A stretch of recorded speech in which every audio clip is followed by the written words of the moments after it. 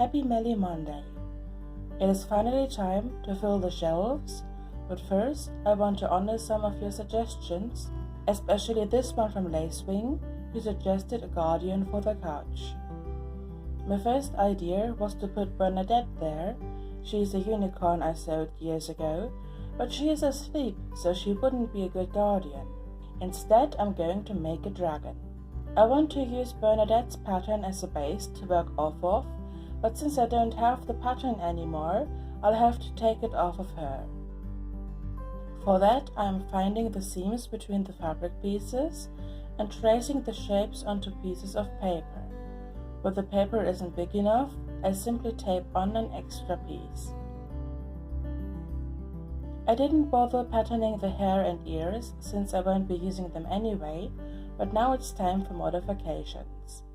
I want to shorten the limbs, so for the hind legs I'm just discarding the hoof and ending the leg with a circle. For the front leg I want to shorten it to about here, so I'm matching up the pattern pieces for the leg and cutting it by the amount I want to shorten it. Now for the biggest alteration, I want to add a tail.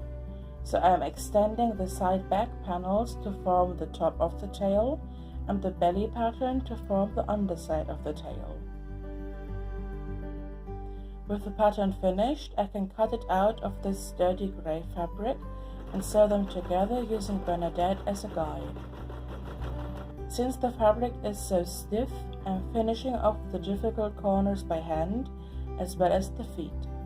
I don't really care how it looks as long as the shape is right, since this is just the base and it will be covered up later. Before I can stuff the dragon, however, I'll add some eyes from this set, so I'll make a pair of holes into the head and poke the eyes through. Then I'll turn the head inside out and push on the backing piece. Now I can finally stuff the dragon, making sure to properly fill all the limbs. I'm stuffing him quite full so he can hold a shape, and then I am posing him how I want him to be, using doubled up thread.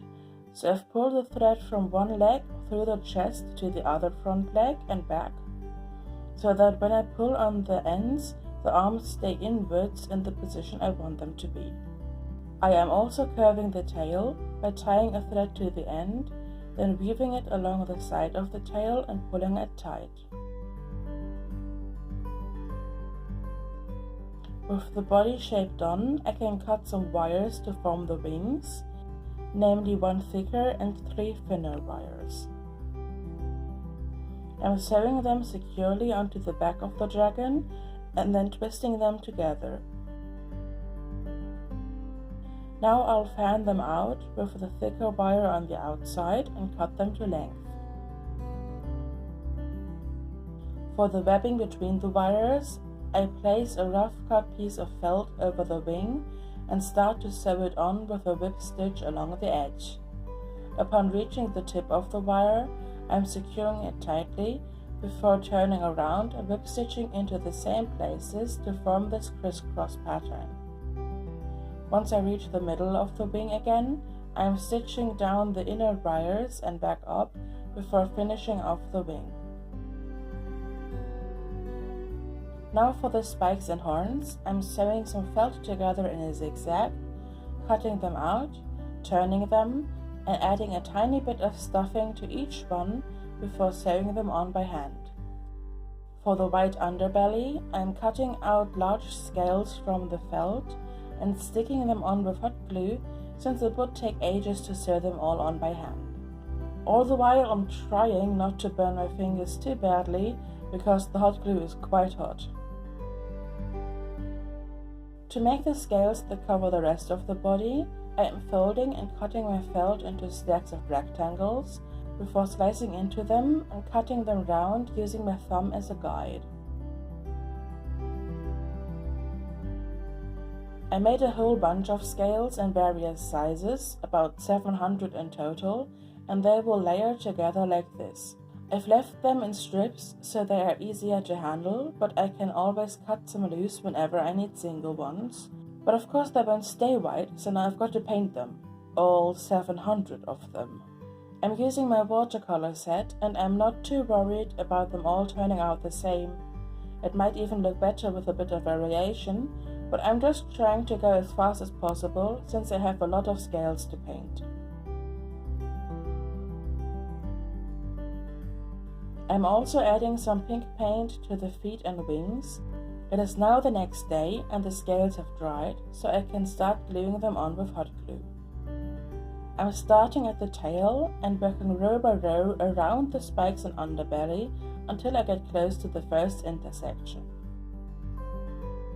Now I'm switching to the hind legs and scaling them first. The bottoms of the feet got some pink paint and the sides got rows upon rows of scales until they meet the underbelly. Now the scales from the tail and the scales from the leg get slowly merged together until they are all facing the same direction again.